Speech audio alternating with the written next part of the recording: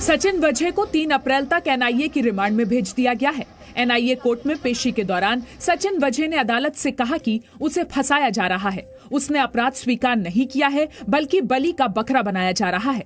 उसने कुछ नहीं किया है, बस वो वारदात की जांच कर रहा था।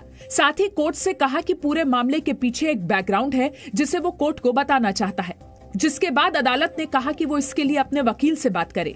वकील से बात करने के बाद ये तय हुआ कि सचिन वजह कोर्ट में लिखित में अपना बयान देगा। वहीं सूत्रों के मुताबिक एनआईए अब तक 35 लोगों का बयान दर्ज कर चुकी है। पूछताछ में ये बात सामने आई है कि सचिन वजह सुपर कॉप बनना चाहता था। पहले वो केस को प्लांट करता था, फिर उसकी जांच करता था, यानी सब कुछ प्लानिंग के तहत करता था। एनआईए 112 टीबी डेटा का सीसीटीवी फुटेज भी जांच रही है। मनसुख हिरेन की हत्या के मामले में बड़ा खुलासा हुआ है। सूत्रों का कहना है कि पूछताछ में ये बात सामने आई है कि मनसुख हिरेन की हत्या के वक्त सचिन वजह भी वहीं मौजूद था। सूत्रों के मुताबिक हिरेन की हत्या में 4 अलग अलग रुमाल का इस्तेमाल किया गया। मनसुख को पहले क्लोरोफॉर्म देकर बेहोश किया गया, फिर दम घोटकर मार डाला गया। सूत्रों के मुताबिक मनसुख की हत्या के वक्त 3 से 4 आदमी मौजूद थे। मनसुख हिरेन की हत्या के बाद सचिन वजह ने टिप्सी बार पर फर्जी रेड भी की। इस बीच 17 फरवरी का एक सीसीटीवी फुटेज सामने आया है। रेड लाइट पर मनसुख हिरेन सचिन वजह की ऑडी कार में बैठता दिखाई पड़ रहा है। वहीं ट्राइडेंट होटल से 2 सीसीटीवी फुटेज मिले हैं। 20 फरवरी के फुटेज में सचिन वजह लैंड क्रूजर कार में बैठकर बाहर जाते हुए दिखा है, जबकि 16 फरवरी के सीसीटीवी फुटेज में दिखता है कि सचिन वजह ट्राइडेंट होटल में 5 बैग लेकर आता है। स्कैनिंग के दौरान बैग्स में भारी मात्रा में कैश दिखा है। सूत्रों के मुताबिक सचिन वजह ने महाराष्ट्र एटीएस को पूछताछ में बताया है कि विस्फोटक से भरी स्कॉर्पियो में धमकी भरा खत उसी ने रखा था, जिसे विनायक शिंदे के घर के प्रिंटर से प्रिंट किया गया था। महाराष्ट्र में वजह विवाद पर मचे सियासी संग्राम के बीच प्रदेश के कैबिनेट मंत्री नवाब मलिक ने बीजेपी को चुनौती दी है। जी न्यूज से बात करते हुए नवाब मलिक ने कहा कि बीजेपी विधानसभा में अविश्वास प्रस्ताव लाए, वहीं उनके सवालों का जवाब देंगे। नहीं, ले आए ना अविश्वास प्रस्ताव, हम कहाँ कहते हैं कि ना लाओ, ले आए। भारतीय जनता पार्टी हिम्मत है, एक्सपोज हो जाते हैं कि नहीं। देखिए बीजेपी के कुछ सदस्य ऐसे ही गायब हो जाएंगे। इससे पहले क्रिकेट की पिच पर खेलने के बहाने पूर्व मुख्यमंत्री देवेंद्र फडणवीस ने इशारों ही इशारों में अपनी दावेदारी जता दी।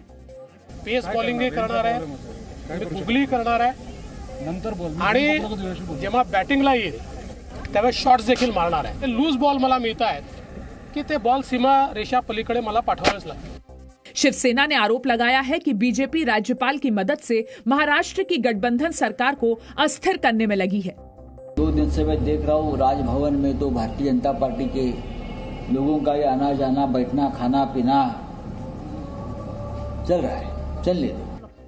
वहीं मुंबई के पूर्व पुलिस कमिश्नर परमबीर सिंह ने बॉम्बे हाईकोर्ट में याचिका दायर कर गृह मंत्री अनिल देशमुख के खिलाफ सीबीआई जांच की मांग की। साथ ही अपने ट्रांसफर के आदेश को भी रद्द करने की मांग की। पश्चिम बंगाल में विधानसभा चुनाव के पहले चरण की वोटिंग के लिए प्रचार का आज आखिरी दिन था। उत्तर प्रदेश के मुख्यमंत्री योगी आदित्यनाथ ने ममता बनर्जी पर पलटवार करते हुए कहा कि भगवा रंग से क्यों डरती हैं दीदी। अब तो दीदी इस भगवे कपड़े से भी घबराने लग गई है। ममता दीदी को मालूम होना चाहिए ये भगवा भारतीय संस्कृति का प्रतीक है। वहीं ममता बनर्जी ने आज फिर बाहरी गुंडे का मुद्दा उठाते हुए बीजेपी पर वार किया। गुंडागिरी, দাঙ্গাগিরি চোখগুলো দেখে মনে হয় ঠুকরে খেতে আসছে। আর আমি যেহেতু লড়াই করি বলে তোমায় দেখাবো, মানে তোমাকে ক্যাচ করে দেখাবে, কি দেখাবে। गृह मंत्री अमित शाह ने पूर्वी मिदनापुर में रैली की। शाह ने कहा कि अगर बंगाल में बीजेपी की सरकार बनेगी तो किसानों को एक मुश्त 18,000 रुपए दिए जाएंगे। हर किसान के घर में एक साथ 18,000 रुपया उसके बैंक अकाउंट में ट्रांसफर करने का काम ये भारतीय जनता पार्टी करेगा।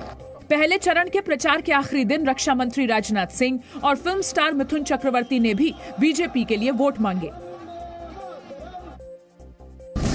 पश्चिम बंगाल चुनाव में पहले चरण की वोटिंग से पहले टीएमसी के नेता शेख आलम के बयान पर विवाद हो गया है, जिसमें उन्होंने कहा कि अगर 30% अल्पसंख्यक एक हो गए तो 4-4 पाकिस्तान बना देंगे।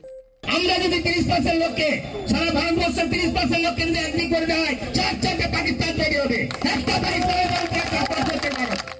बीजेपी ने टीएमसी नेता शेख आलम के इस बयान को लेकर ममता बनर्जी पर निशाना साधते हुए इसे तुष्टीकरण की राजनीति का नतीजा बताया है। हेमंता बिस्वा शर्मा ने कहा है कि असम में बीजेपी की जीत के बाद अगर प्रधानमंत्री नरेंद्र मोदी और गृह मंत्री अमित शाह चाहेंगे तो वो मुख्यमंत्री बनने के लिए तैयार है। असम में पहले चरण की वोटिंग से पहले आखिरी दिन चुनाव प्रचार में मध्य प्रदेश के मुख्यमंत्री शिवराज सिंह चौहान ने कांग्रेस पर वार किया। जिन राज्यों में पहले गारंटी दी, एक भी गारंटी पूरी नहीं की। मध्य प्रदेश में कहा था कर्जा माफ करेंगे, कर्जा माफ नहीं किया। मैं असम की जनता को आगाह करना चाहता हूं, ये झूठों की पार्टी, धोखा देने वाली पार्टी।